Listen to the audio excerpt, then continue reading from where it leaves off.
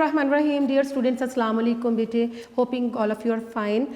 Let us start our today's lecture, and today we will read text, and we are going to cover chapter number 7 of the novel Mr. Chips. Mr. Chips novel जो है उसका chapter number 7 जो है वो हम लोग शुरू करेंगे, and it is all based on flashback और reminiscence और the past memories. इसमें क्या है, nostalgia है, past memories है मिस्टर चिप्स की, जो मुख्तलिफ चैप्टर्स में हमारे साथ डिस्कस की गई हैं. आज जो चैप्टर पढ़ेंगे इसमें क्या होगा, इसमें भी वो कैथरीन के हवाले से उससे एसोसिएटेड जितनी यादें हैं वो उसके जहन में मुख्तलिफ यादें आ रही हैं कि किस तरह वो कॉरिडोर में फिरा करती थी, कह लगाती थी और उसकी गलतियों को देखकर हंसा करती थी, और वायलिन कितनी खूबसूरती से बजाती थी, और बच्चों के हवाले से कितनी हसास थी. अगर चिप्स बहुत ज़्यादा सख्ती करता तो वो नरम रहने के लिए कहती, नरमी करने के लिए कहती, और अगर बाज़ दफ़ा बच्चे जो हैं वो ओवर कॉन्फिडेंट हो जाते, कोकशोर होते और ज़्यादा रूडनेस शो करते, तो वो फिर कहती कि अब लीनेंट होने की ज़रूरत नहीं, अब थोड़ी सख्ती चाहिए. ठीक है, ये सारी यादें उसके जहन में आ रही है मिस्टर चिप्स के. फिर मुख्तलिफ इंसिडेंट इसमें आएंगे, मुख्तलिफ लोगों के हवाले से छोटा छोटा जिक्र आएगा, बहुत सी बातें जो उसके जहन में आती हैं वो यहाँ एक सेकेंड लास्ट पैराग्राफ में डिस्कस होंगी. तो बेटे इसको स्टार्ट करते हैं. And so it stood a warm and vivid patch in his life. Vivid होता है क्लियर, साफ, और फिर उसके जहन में, मिस्टर चिप्स के जहन में एक वो पैच क्या होगा, पीस, एक बहुत यादों का एक टुकड़ा जो था, ज़िंदगी की यादों का एक टुकड़ा उसके जहन में बहुत वाज़े तौर पर मौजूद था. कास्टिंग का रेडियंस, कास्टिंग होगा थ्रोइंग, डालना. रेडियंस क्या होता है, ग्लो, चमक, चमक फेंकना, डालना, जगमगाना. That glowed in 1,000 recollections. और ग्लोड क्या होगा, ग्लोड का मतलब शोन, चमकना. रिकलेक्शंस क्या होता है, पास्ट मेमोरीज, माजी की यादें, यानी यादों का वो टुकड़ा जो उसके जहन में उभरता है, उससे उसकी तमाम हज़ारों यादें जो हैं वो एक चमक के साथ जगमगा उठी. Twilight eight Mrs wickets. Twilight क्या होता है, डस्क, शाम का धुंधलका, यानी हल्की शाम, तारीकी की तरफ जाना, शाम हो जाना. तो क्या है कि मिसेस विकेट के यहाँ शाम की तारीकी हो रही थी, छा रही थी. When the school bell clanked for call over. Clank क्या होता है, रैंक, बजना, और हाज़िरी बर्खास्त होने की बेल जो है, घंटी जो है वो बजती है. Brought them back to him in a cloud. तो बादलों की ओट से कुछ यादें उस घंटी की आवाज़ के साथ ही चिप्स के जहन में आ जाती हैं. Katherine scampering along the stone corridors. Scampering क्या होगा, हरिंग, हरिंग, रशिंग, तेज़ी से दौड़ना. तो यादों में वो क्या देख रहा है, वो जो क्लाउड ऑफ मेमोरी है उसमें वो देखता है कैथरीन किस तरह कॉरिडोर में भाग रही है. Taking the cello part in the Mozart trial for the school concert. Cello क्या होता है, सेलो कहा जाता है बेसिकली वायलिन होता है, a short form of violin cello. Violin होता है वायलिन, वायलिन सेलो, ठीक है. और मोजेट क्या है, मोजेट है a well known western musician, a well known western musician. एक बड़ा मशहूर म्यूजिशियन था मोज़ार्ट. और ट्रायो क्या है, ट्रायो होता है म्यूजिकल कॉम्पोजिशन, म्यूजिकल कॉम्पोजिशन. तो अपने ख्याल में वो कॉम्पोजिशन क्या देख रहा है कि मोज़ार्ट की मौसीकी की धुनों के ऊपर किस तरह से स्कूल के कंसर्ट के लिए, एक म्यूज़िकल शो के लिए कैथरीन वायलिन बजा रही है. Her creamy arm sweeping over the brown sheen of the instrument.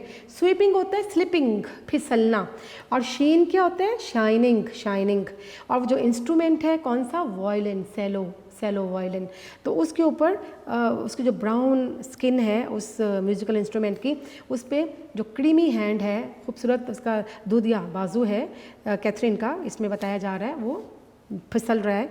ये अपने ख्वाबों में इन चीज़ों को इमेजिन कर रहा है कि किस तरह से वो बजा रही है, और उसका हाथ जो है वो बाकायदा मूवमेंट में है, हरकत में है. She had been a good player and a fine musician. वो बहुत अच्छी प्लेयर एंड म्यूजिशियन थी, यानी गीत गाने वाली मौसीकार थी, साज बजाने वाली थी. And Katherine furred and muffed for the December house matches. Furred का मतलब क्या होता है, क्लैड, क्लैड इन फर, फर का लिबास पहनना, क्लैड इन फर, ठीक है. तो किस तरह से, मफ्ट का मतलब भी क्या होगा, क्लॉथिंग, क्लॉथिंग को कहा जाएगा। और वो ये याद करता अपने ख़्यालों में कि किस तरह से कैथरीन जो है वो गर्म कपड़ों में मलबूस हुआ करती थी for the December house matches, दिसंबर के महीने में हाउस मैचेस को वॉच करने के लिए, देखने के लिए गर्म मलबूस में या गर्म लिबास में मलबूस हुआ करती थी। Catherine at the garden party that followed speech day prize giving, फिर अपने ख्यालों में क्या देख रहा है कि कैथरीन जो है जो प्राइज़ डिस्ट्रीब्यूशन, जो तकसीम इनामात से मुतल्लिका जो फंक्शन हुआ करता था, स्पीच डे हुआ करता था, उस दौरान कैथरीन किस तरह से उस पार्टी में मुतहरिक रहती थी।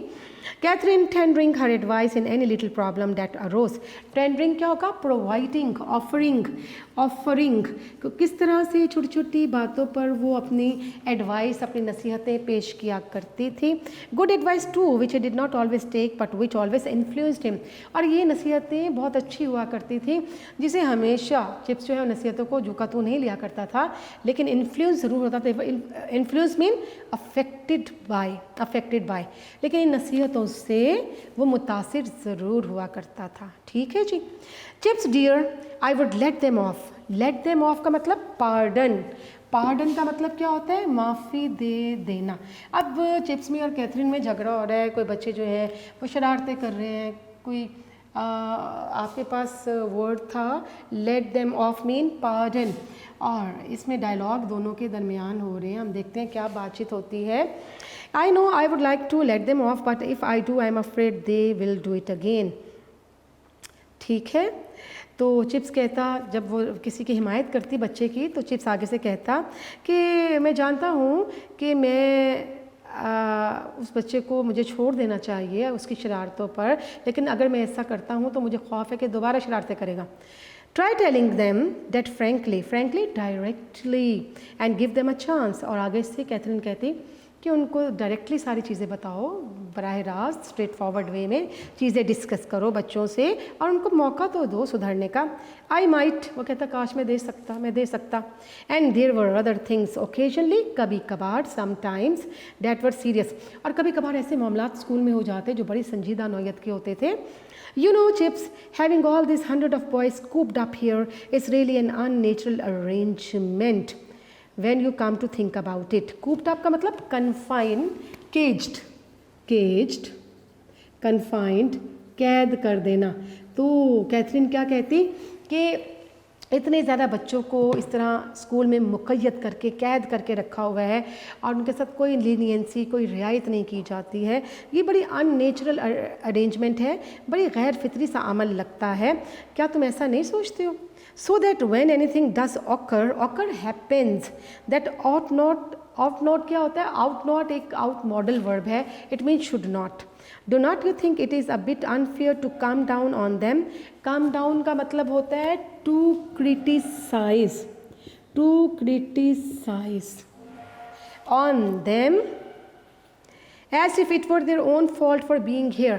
कहते हैं कैथरीन क्या कहा करती थी कि हज़ारों सैकड़ों की तादाद में बच्चों को इस तरह से कैद करके रखना कितनी गैर फितरी तरतीब है, और क्या तुम ऐसा नहीं सोचते हो? और जब कोई गलत काम हो जाता है तो क्या है, तो इस तरह से तलबा को क्रिटिसाइज़ करना शुरू करते हैं, सब लोग इस तरह से तनकीद करना शुरू कर देते हैं, जैसे कि as if it were their own fault for being here, जैसे कि यहाँ इस स्कूल में दाखिला लेना इन तलबा की गलती थी। तो इस तरह चढ़ाई ना करो तलबा पर कि वो महसूस करें कि हम कैद में हैं, और क्या है कि इस तरह तनकीद मत करो कि वो इसे अपनी गलती तसव्वुर करें कि यहाँ दाखिला लेकर गलती की है। नेक्स्ट देखिए, do not know about that Kathy but I do know that for everybody's sake we have to be pretty strict. Strict क्या होता है? स्टर्न STERN, सख्त होना चाहिए। वो कहता आगे से चिप्स कि मैं किसी बारे में कुछ नहीं कहना चाहूँगा कहती, लेकिन मैं ये जानता हूँ कि सब के लिए ये स्ट्रिक्ट एक्शन ज़रूरी है। दिस सॉर्ट ऑफ थिंग कि इस सॉर्ट टाइप कि इस तरह के मामलात में सख्ती दिखाना ज़रूरी है। One black sheep can contaminate others, contaminate pollute करना, आलूदा करना, क्योंकि एक भेड़ जो है वो सब भेड़ों को, सारे रेवर को गंदा करती है। एक ख़राब शख्स जो है वो सबको बिगाड़ सकता है, लिहाजा वो कहता मैं नरमी नहीं करूँगा इस बच्चे के साथ। After he himself has been contaminated to begin with, contaminated, polluted, corrupted. ठीक है जी, पल्यूटेड, करप्टेड। तो आगे से कहती जवाब देती कि बिल आखिर उसे भी तो किसी ने इस बच्चे को ख़राब किया होगा ना। After all that is what probably did happen isn't it, probably perhaps, और शायद ऐसा ही हुआ होगा। क्या ऐसा नहीं है कि इस बच्चे को छोड़ दो, अगर इसको कंटेम कह रहे हो कि करप्ट है तो इसको भी तो किसी ने करप्ट किया होगा ना, तो इसको रियायत दी जाए, चांस दिया जाए सुधरने का। मे बी का मतलब परहैप्स, शायद। We can not help it, हम इस हवाले से चिप्स कहता मैं कोई मदद नहीं कर सकता, हम we can not ignore it, इस चीज़ को नज़रअंदाज नहीं कर सकता। Anyhow I believe Brookfield is better than a lot of other schools, all of more reason to keep it so. और मेरा ख्याल है कि ब्रुकफील्ड बहुत सी चीज़ों की वजह से दूसरे स्कूलों से मुख्तलिफ है, और ऐसा बनाने की वजह यही है। क्या वजह है कि we take measures, we take actions on each issue, कि हर इशू पर हम एक्शन लेते हैं जी। But this boy Chips you are going to sack him. Sack क्या होता है? एक्सपेल। एक्सपेल होता है खारिज कर देना, निकाल देना किसी जगह से। तो आगे से कैथरीन पूछती कि जिस बच्चे की मैं बात कर रही हूँ, क्या तुम उसे स्कूल से निकलवा दोगे? उसकी बदतमीज़ी पर क्या उसे सुधरने का मौका दिए बगैर तुम इसे एक्सपेल करवा दोगे, निकलवा दोगे? The head probably will when I tell him, probably perhaps. आगे से चिप्स कहता कि हाँ, जो हेडमास्टर है वो ऐसा ही करेगा, अगर मैं इसको बताऊंगा ये सारी बदतमीजियाँ तो वो यही करेगा। And you are going to tell the head, तो क्या तुम हेड को बताने जा रहे हो Chips? It is my duty, I am afraid, मैं खाइफ हूँ कि मुझे ऐसा करना है, मेरी ड्यूटी है। Could not you think about it a bit, talk to the boy again, find out how it began after all. Apart from this business, is not he rather a nice boy? Apart from this business का मतलब होगा besides this particular matter, besides this particular matter। तो chips को आगे से क्या कहती Catherine? उसे ये कहती कि क्या तुम थोड़ा सा सोचोगे नहीं इस बच्चे के बारे में, इस लड़के से दोबारा बात करो और बात करो कि सारे मामलात कैसे शुरू हुए थे। अगर इन तमाम मामलात को हम पसे पुश्त डाल दें तो क्या वो एक अच्छा बच्चा नहीं है? क्या सुधरने का मौका उसे ना दिया जाए? ओह ही इज़ ऑल राइट, हाँ वो बिल्कुल अच्छा है, ठीक है जी। इस तरह की बातचीत उसे अपने ख्यालों में याद आ रही है, कैथरीन से की हुई बातें। Then Chips dear, do not you think there ought to be some other way. तो चिप्स क्या तुम ये नहीं समझते कि इन मामलात को सॉल्व करने के लिए, इस बच्चे के बारे में फ़ैसला लेने के लिए कुछ और रास्ता इख्तियार करना चाहिए? एंड सो ऑन, और इसी तरह की मुख्तलिफ बातें, ठीक है जी।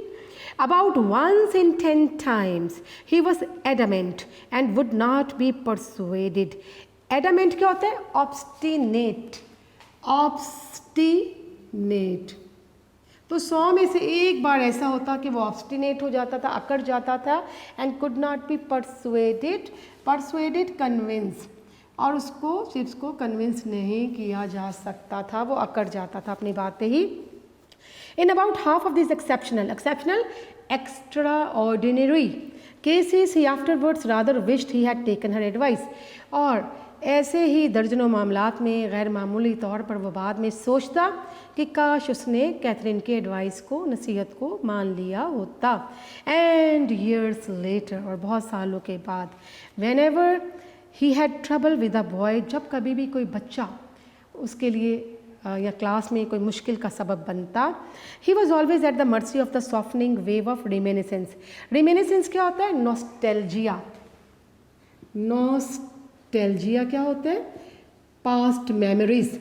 और सालों बाद अगर कोई बच्चा क्लास में बदतमीज़ी करता, गुस्ताखी करता, तो चिप्स जो है उन्हीं माजी की यादों के धारों पर बह जाता। वो याद करता कि कैथी होती, अगर कैथरीन होती तो इन मामलात को कैसे डील करती। The boy would stand there waiting to be told his punishment and would see if he were observant. Observant क्या होता है? Alert, alert. तो लड़का जिसे पनिश करना होता था वो सामने खड़ा हो जाता चिप्स के और ये देखता कि क्या चिप्स अलर्ट है मेरे मामलात के हवाले से। The brown eyes twinkle into a shine that told him all was well. और चिप्स की भूरी आंखें इस तरह से चमकती जैसे कि लड़के को ये एहसास दिला रही हूँ कि सब ठीक है। But he did not guess that at such a moment Chips was remembering something that had happened long before he was born। लेकिन वो बच्चा जो उसके सामने खड़ा होता, सज़ा का मुंतज़िर होता, वो कभी भी ये जान ना पाता, कभी भी गेस ना कर पाता कि उस लम्हे पर चिप्स जो है उन यादों में खोया हुआ है जो कि उस बच्चे की पैदाइश से भी बहुत पहले की यादें हैं, कैथी से मुतल्लिका। दैट चिप्स वॉज थिंकिंग, यानी चिप्स जो सोच रहा था वो उस बच्चे की पैदाइश से भी पहले की यादें थी। यंग रुफियन, रुफियन क्या होता है? स्काउंडलर। स्काउंडलर क्या होता है? बदमाश, बदमाश को कहा जाएगा। तो जनाब चिप्स के अल्फाज क्या हैं इस बच्चे के लिए? Young ruffian, I am hanged if I can think of any reason to let him off, कि नन्हे बदमाश, कि मुझे फांसी पर चढ़ा दिया जाए अगर मैं कोई वजह तलाश करूं तुम्हें छोड़ने की, तो मैं नहीं छोड़ूंगा। But I will bet she would have done, लेकिन मैं शर्त लगाता हूँ मेरी जगह वो खातून होती तो वो ऐसा कर चुकी होती, तुम्हें छोड़ चुकी होती, यानी तुम्हारे साथ सॉफ्ट और लीनियंट बिहेवियर एडॉप्ट करती। ठीक है जी, नेक्स्ट देखें। But she had not always pleaded for leniency. एक तरफ तो ये बताया कि वो लीनियंट थी, बच्चों के हवाले से काइंड हार्टेड थी, लेकिन आगे देखें, but she had not always pleaded for leniency. Pleaded का मतलब क्या होता है? Requested, requested, appealed. लीनियंसी क्या होता है? Softness, mercy. लेकिन हमेशा कैथरीन जो है वो बच्चों पर रहम खाने के लिए ना कहा करती थी, हमेशा उनके साथ नरमी का बर्ताव करने के लिए हमेशा नहीं कहा करती थी। क्योंकि देखिए ना, बाज़ मामलात ऐसे हो जाते हैं जिसमें सज़ा जो है ज़रूरी हो जाती है इस्लाह और सुधारने की गर्ज से। तो देखते हैं कि ऑन रादर रेयर, रेयर होता है एक्सेप्शनल, ओकेजन्स क्या होता है? ओकेजन्स क्या होगा? इवेंट्स। शी अर्ज्ड, अर्ज का मतलब परसिस्टेड, PERSISTED। सिविरिटी, सिविरिटी क्या होता है? स्ट्रिक्टनेस, सख्ती। Where Chips was inclined, inclined क्या होता है? Likely to do something, to be forgiving. बल्कि बहुत से ऐसे मौके पर जहाँ चिप्स जो है वो नरमी करने के लिए कहता, मुआफ़ी के लिए कहता, तो वो किस चीज़ पे इसरार करती? सिविरिटी पर, सिविरिटी पर, सिवियर होने पर, सख्त होने पर। I do not like this type Chips, he is too cocksure of himself. Cocksure क्या होता है? Over confident, over confident. और क्या कहती चिप्स को कि मैं इस तरह के बच्चों को पसंद नहीं करती, कुछ ज़्यादा ही हद से ज़्यादा पुरएतमाद है, गुस्ताख है। If is looking for trouble I should certainly let him have it. और अगर वो मुसीबत को दावत दे रहा है वो बच्चा अपने गुस्ताखी की वजह से, तो वो इसका मज़ा चखेगा। What a host of little incident, incidents क्या होता है? Events, EVENTS। होस्ट क्या होता है? Heap, HEAP। और फिर जनाब क्या यादों का हजूम था। All deep buried in the past, सारी यादें माजी में दफन थीं। इन यादों का हजूम किसके जहन में है? चिप्स के। Problems that had once been urgent, ऐसी प्रॉब्लम्स, ऐसे मसाइल भी दरपेश रहते रहे थे जिनका फौरी हल तलाश करना ज़रूरी हो जाता था। Arguments that had once been keen, keen का मतलब क्या होता है? To cause interest, eager. तो यहाँ कहा गया है कि ऐसे बहस मुबाहसे भी होते स्कूल में जिनके बारे में बड़ी दिलचस्पी लेने की ज़रूरत होती। Anecdotes that were funny only because one remembered the fun. Anecdotes क्या होता है? Tales, stories. और स्कूल में ऐसे वाक़यात भी होते थे जो बहुत फ़नी थे, बड़े मज़ाहिया थे, और महज इसलिए याद रह गए थे, जहन में रह गए थे कि वो फ़नी थे, मज़ाहिया थे वो वाक़यात। Did any emotion really matter, क्या जज्बात वाकई बड़ी अहमियत रखते हैं? कोई जज्बात अहमियत रखते हैं? When the last trace of it had vanished, vanished क्या होगा? डिसअपियर, डिसअपियर गायब हो जाना फ्रॉम ह्यूमन मेमोरी। जब ह्यूमन मेमोरी से, याददाश्त से बातें जो हैं गायब होने के करीब हों, याददाश्त की कमज़ोरी की वजह से, हाफ़ज़े की कमज़ोरी की वजह से जब चीज़ें जहन से निकलना शुरू हो जाती हैं, तो क्या तब भी जहन में रह जाने वाले वाक़यात अहमियत रखते हैं? And if that were so, और अगर ऐसा था, what a crowd of emotions clung to him. Clung mean stuck, STUCK, associated, वाबस्ता होना। तो यादों का एक हजूम था जो कि चिप से वाबस्ता था। To their last home before annihilation, annihilation क्या होता है? इसका मतलब होता है complete destruction, complete destruction. Extinction, extinction, ख़त्म होना। तो क्या था? अगर ऐसा ही था कि यादें बड़ी जज्बाती हैसियत रखती हैं। तो हम देखते हैं कि चिप्स की यादें जो हैं वो इमोशंस जो थे, क्या यादों का हजूम था जो उसकी ज़ात के साथ वाबस्ता था, और अपनी ख़ात्मे से पहले पहले वो तमाम इन बातों को या इन यादों के ख़ात्मे से पहले वो इनको अहमियत देना चाहता था। He must be kind to them, और वो इन यादों के हवाले से बड़ा मेहरबान रवैया रखता था। Must treasure them in his mind before their long sleep death, यानी इन यादों के ख़ात्मे से पहले पहले उनको ट्रेयर टू गिव वैल्यू, इन यादों को अहमियत देना चाहता था। That affairs of Archer resignation for instance, Archer क्या थे? He was a British military officer, एक ब्रिटिश मिलिट्री ऑफिसर था, सीनियर ऑफिसर ऑफ मिलिट्री। तो उसके रेजिग्नेशन का वाक़या चिप्स को बड़ी अच्छी तरह से याद था, पुराने वाक़यात याद हैं। A queer business affair, queer क्या होते हैं? स्ट्रेंज, बड़ा अजीब मामला था उसके रेजिग्नेशन का, वो याद था चिप्स को। That was and that affair about the rat that Dunster put in the organ loft while old ओगेल्फी was taking choir practice. Choir क्या होता है? Musical band. तो एक और वाक़या जो चिप्स को याद है वो क्या था कि किस तरह से डंस्टर ने चूहा रखा था, कहाँ पर? Organ loft. ऑर्गन लॉफ्ट क्या होता है? Gallery in a church,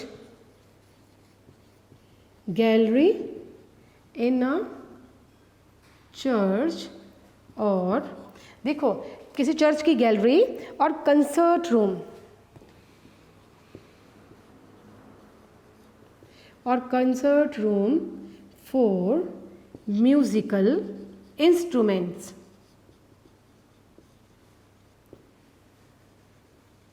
ji, gallery in a church और concert room for the musical instrument, वो गैलरी जहाँ पर म्यूज़िकल इंस्ट्रूमेंट रखे जाते हैं, ऑर्गन लॉफ्ट, वहाँ पर एक चूहा छोड़ा था डंस्टर नामी एक स्टूडेंट ने।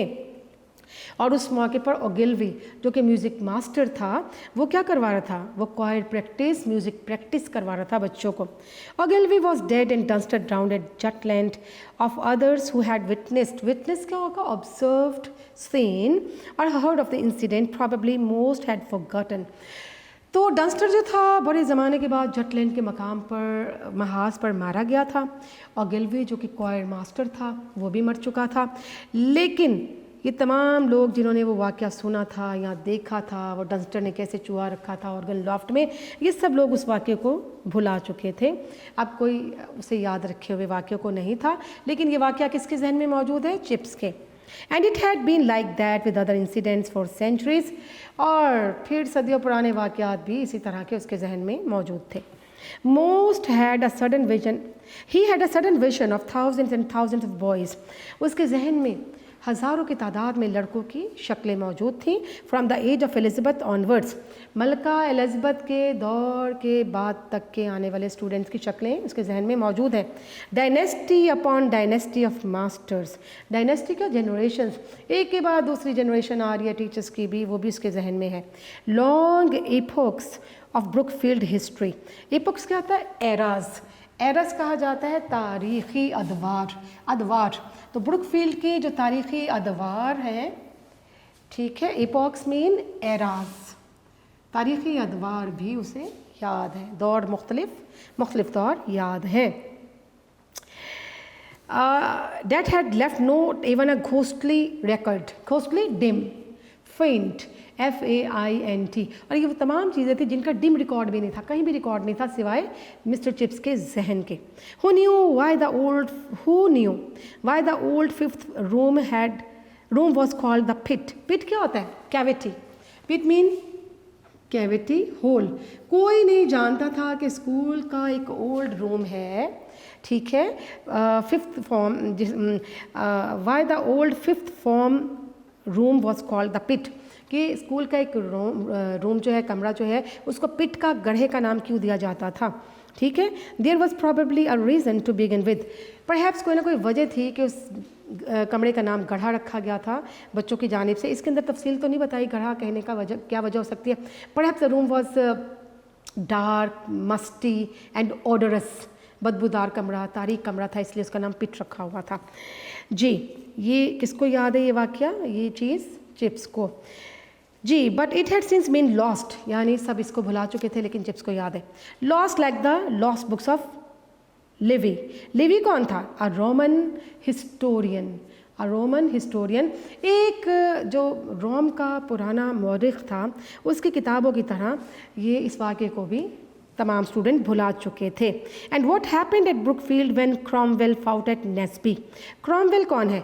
अ लॉर्ड ऑफ इंग्लैंड, इंग्लैंड का एक लॉर्ड था, नवाब था, और कहा गया फाउट एट नेस्बी। नेस्बी क्या है? Naseby is a village, is a name of village. तो एक यूके में है, एक विलेज है, और कहा गया कि उसके करीब जो है, नेस्बी के करीब जब क्रॉमवेल जो है वो क्रॉमवेल जंग लड़ रहा था तो उसके उस लॉर्ड के जो लड़ाई के वाक़यात हैं, जंगी वाक़यात हैं, वो भी चिप्स को याद है। नेस्बे बैटल जो है बड़ी मशहूर है।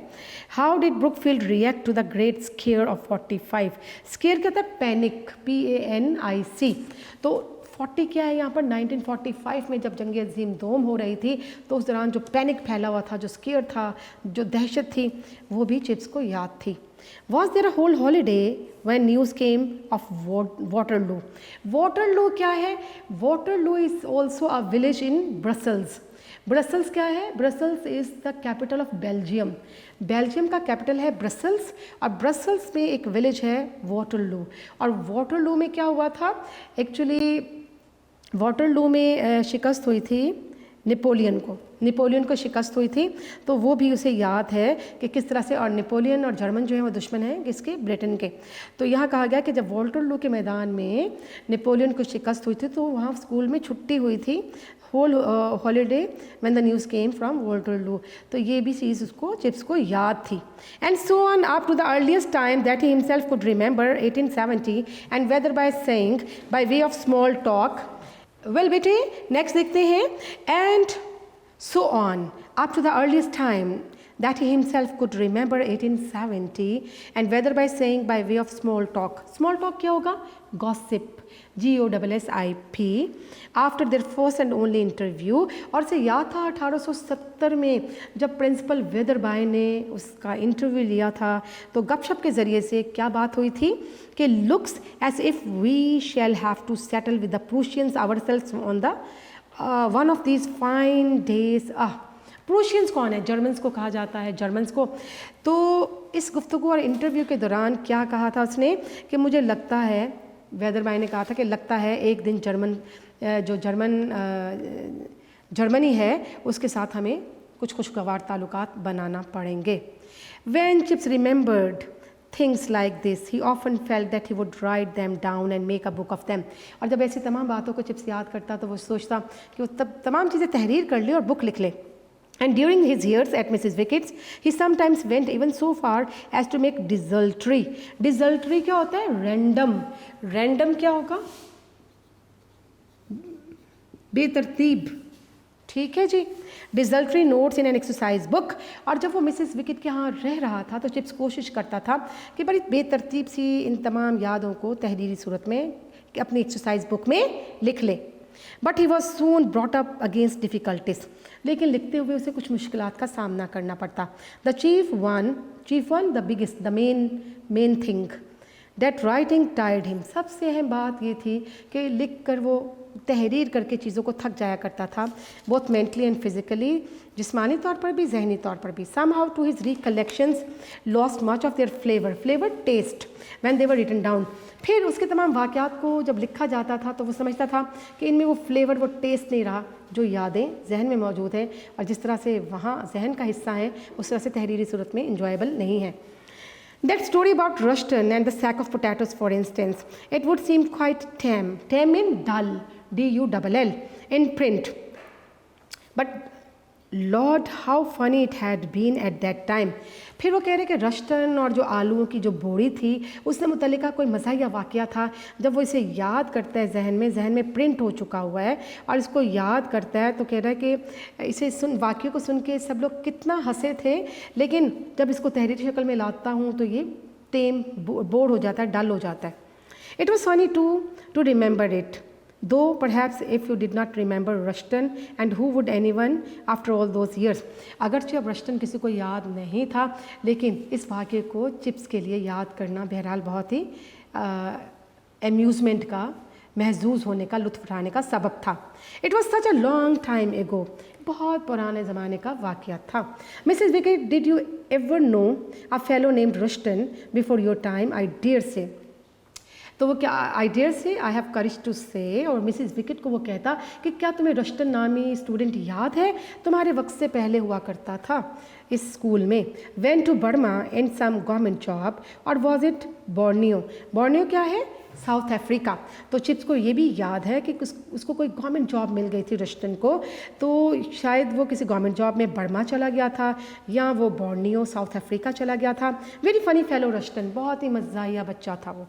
And there he was dreaming again before the fire, dreaming of times and incidents in which he alone could take secret interest.